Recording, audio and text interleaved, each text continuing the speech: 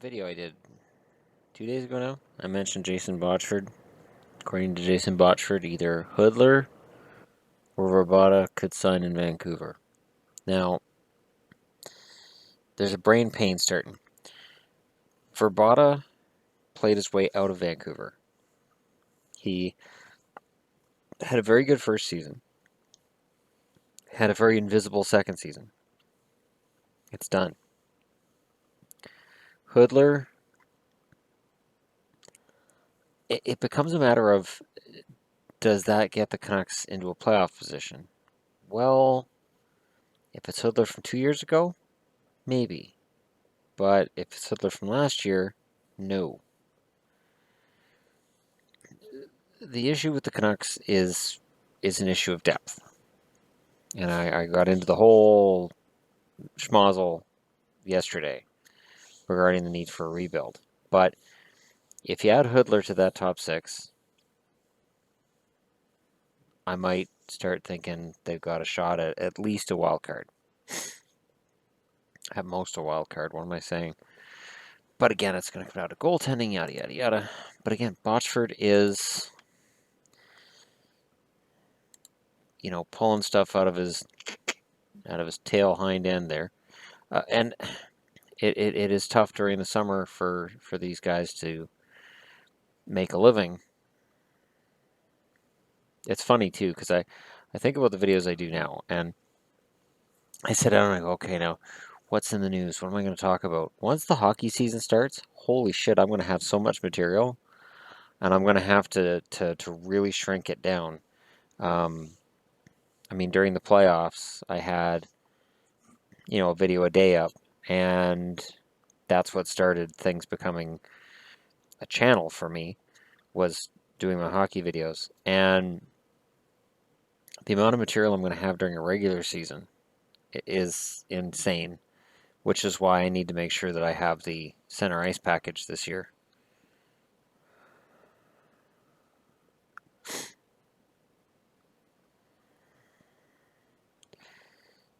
Okay, let me take a look at, there's something here on the Canucks forum. And it's funny, because the Canucks forum you can actually usually get more actual material from than you can from TSN or ESPN or any of those sites. Speculation, my agent friend who broke the Longo lock, blah, blah, blah, blah, blah. So here's the rumors that this guy has broken. Vrbata, Canucks have called to see if he's interested in coming to Vancouver. Right now, there are other teams showing more interest. Hudler, Canucks are big time in the mix. Should hear about his decision in the next few days. It's down to two teams, one in the West, the Canucks, and another team. Europe is his backup option. Canucks have offered multiple year interest with a mid-low cap hit. Chris Russell, Canucks have absolutely zero interest. Interesting note about this is the Canucks management is still extremely pissed off at Dallas at the deadline. Matt Cullen, this is a player being discussed and been offered a contract as per a few days ago. Cullen will only play in Pittsburgh, though. He said that at the end of last year. Vrbata. Canucks have doubled back on Vrbata. Originally had no interest. Now they're thinking of bringing back for 1 year, $3 million type deal. And Vrbata wants multiple years. $3 million for Radim Vrbata. Olli Levy, Canucks are more than high on him. Think he's going to be the next Vlasic in the NHL. Expected to go down this year, meaning back to junior. Rodin, he's had very minimal training in the offseason due to his injury. He'll be at camp, but despite reports, he will not be 100%. That's Anton Rodin. My prediction with Rodin, when I heard he was coming back over, is he is an AHL player. And I'm sorry. I know there's Canucks fans that are all excited about him coming back over, but to me, he's an American Hockey League player. Trades, Canucks made a significant offer to Canadians for Subban. While he does not know the piece, the package did not include the first rounder this year. Benning wanted no part in trading it due to how high he is on Olli. What was offered, though, was Bo Horvat, another prospect, potentially Jordan Subban. What? And multiple first-round picks. That That wouldn't make any sense. So we're going to trade for PK Subban and we're going to give up Jordan Subban. Why would you? Why there? That doesn't make any sense. Canucks went back to the Canucks and demanded the 2016 first rounder, which would make sense. Make total sense. Because PK is worth that top 5 draft pick. Canucks are not going the route of Evander Kane, even if VZ goes to Buffalo. Canucks have no issue in bringing in a damaged player with a tricky situation. Problem is, the Feds got involved. This could drag out significantly. That being said, the Canucks might double back next season.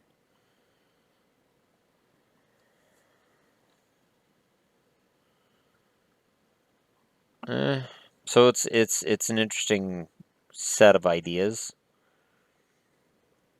Right now, there's probably Leafs fans go, "Why is he only talking about the Canucks?" Well, I'm on the Canucks forum, so I'm sorry, man. If they traded Horvat, a prospect, Jordan Subban wouldn't have got it done. It would have had to have been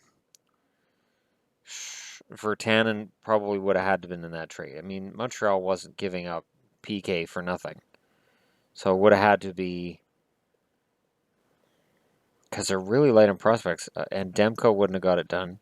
Bazer, they would have wanted Bazer, Horvat, and the number 1 draft pick. Would that have been worth it? I really don't want to trade Horvat. I don't even want to think about it. Rumor speculation. Been told that Yuri Hudler could sign this week and Canucks are in the mix. Yeah. So, it's that time of the season. It's the off season, and so these rumors are going to be out there. And it's always going to be rumored that any player is going to the Canucks or the Maple Leafs or one of the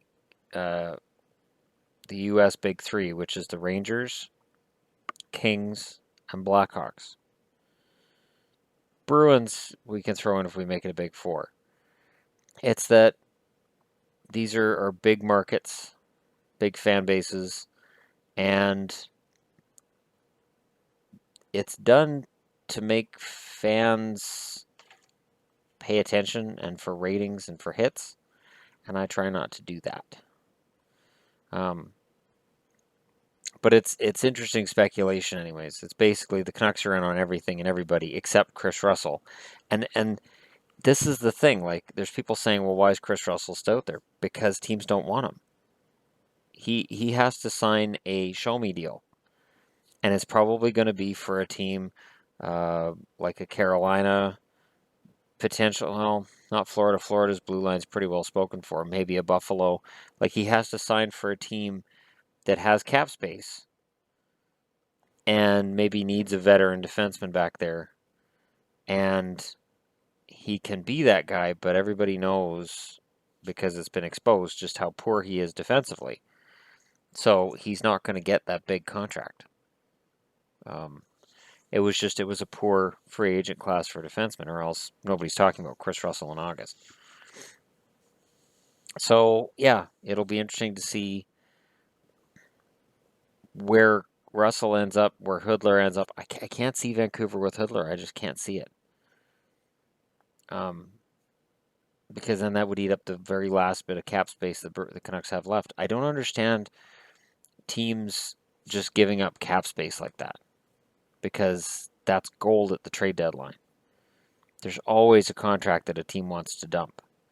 And if you can be the team that's taking on that bad contract, you're also going to get back either a good prospect, look at Carolina with Teravainen, or you're going to get back a draft pick, and that's Phoenix. By taking on Datsuk, they got Chikrin. These are good moves. These are smart moves. Signing a veteran like Vrbata would make no sense for Vancouver. Honestly, if they brought him in for a year at $3 million, I know people would say, "Oh, whatever, that's fine." I don't think it is, because I don't think at this stage I wouldn't put him anywhere in the Canucks lineup, because I wouldn't want to see him push a guy like a Virtanen down. They got Eriksson to play with the Sedins. Vrbata can't play fourth line. He can play third, but now you're getting into a situation where he may not be as effective. And that's on top of the fact that he's lost a step. Last year showed he's lost a step. So, in terms of videos I may get into, it was suggested doing prospects, top prospects, and where I would see them all playing out. Um, I may go a step further and go with guys that I think are potentially going to fall back this coming season. Because as you get older, it happens, and you can fall off a cliff. And I think Yager's near that. He has to be. I love Yager's game. I think it's fantastic he's played for as long as he has and been as effective as he's been. But at some point, he has to hit a training camp and his body hits the wall. And it's just, he's not able to do it anymore. It will happen. And I'm not going to go out on a limb and say, yep, there's the guy. But there are other minor examples like Rene Bourque. Rene Bourque fell off the map. And Jason Blake was another one. Jason Blake was a very good forward. He took a lot of heat in Toronto, but he scored enough points, and then all of a sudden he didn't score anything anymore. So when players reach about 33, 34, 35, in that range, there's a number of them that they'll disappear. They're gone. And there are warning signs. It's usually the guy who you look at and you say, well, he puts up a lot of points. Yeah, he's a little slower than his teammates, but he's still really smart with the puck. That's the guy that in a year or two is gone. Because when his hands start to become an issue, when he doesn't have the puck luck he was having before, things tend to kind of fall apart. So I just figured that, I'd do a little bit of speculating because there's that little bit of speculating going on with the Canucks that they're talking about on TSN. I honestly don't see anything happening with Vancouver between now and the regular season. I really don't. I think they're done. And I think if they bring in Vrbata again, it looks desperate. It looks desperate. I think for Vrbata's game, the smartest thing he can do would be to go home, go to Europe, play for a year. He may be a guy who benefits from going to Europe, playing for a year, and then coming back and taking another shot at the NHL. In Europe, you're playing a 45, 50 game schedule at most. You're not going to have the same kind of road trips. You're taken care of really well by the European leagues. They take care of your housing, your bills. You don't get paid like the NHL. You don't get those millions of dollars, but they take care of everything. So you just have to play hockey and show up for practices, and everything else they take care of.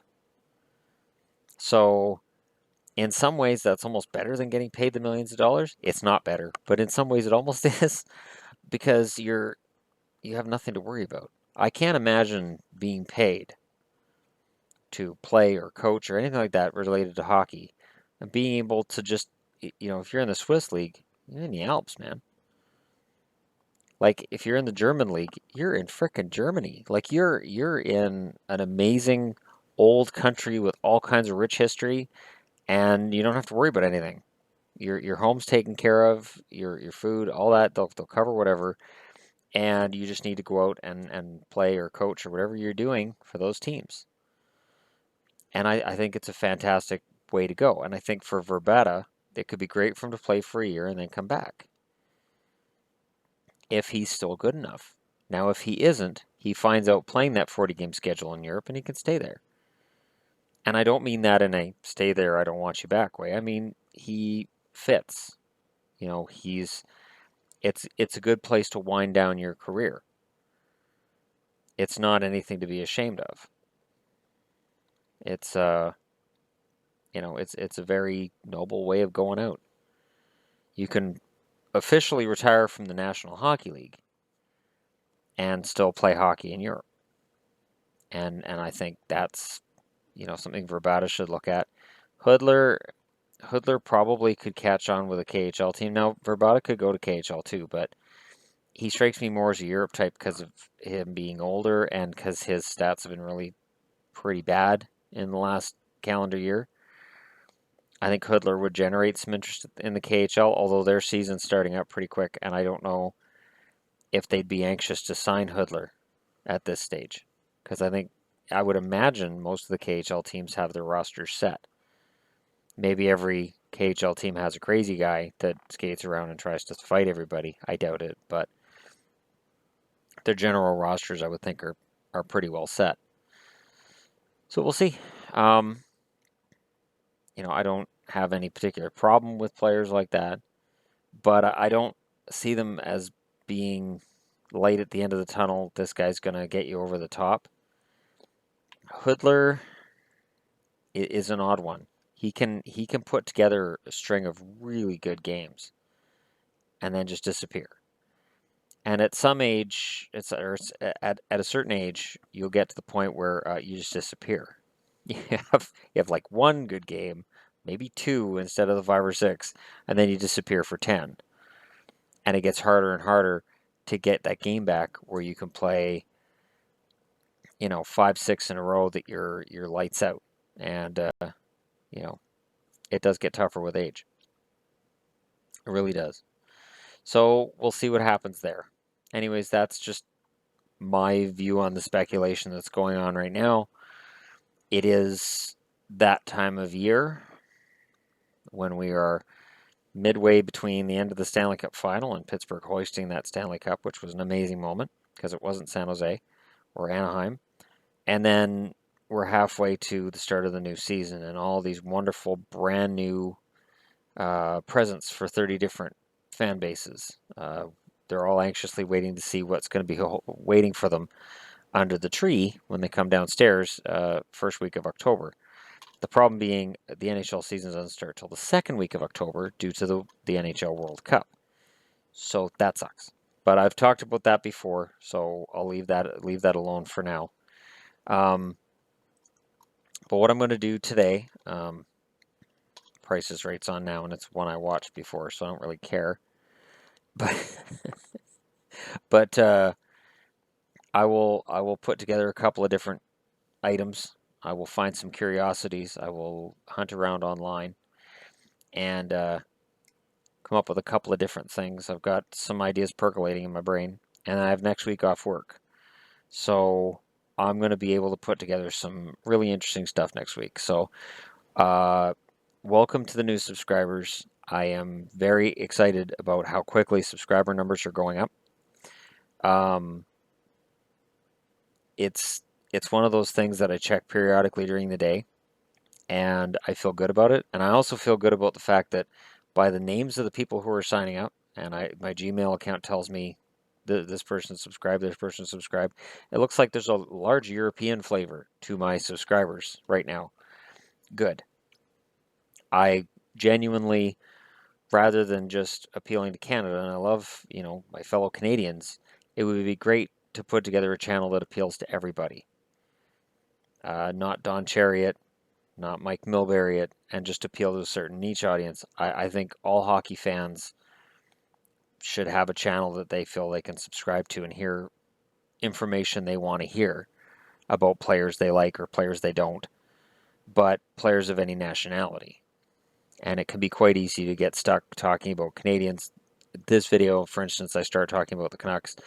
It can get very easy to do that, but I want my videos to talk about everything. So on that note, there's a couple of things I can do that percolate around in my brain, and we'll see. We'll see what comes out, and thank you. I wholeheartedly thank you for supporting the channel, supporting me, and, to be honest, the ad revenues are going up again. They really dipped a couple weeks ago. They've started going up again. It's something I look at as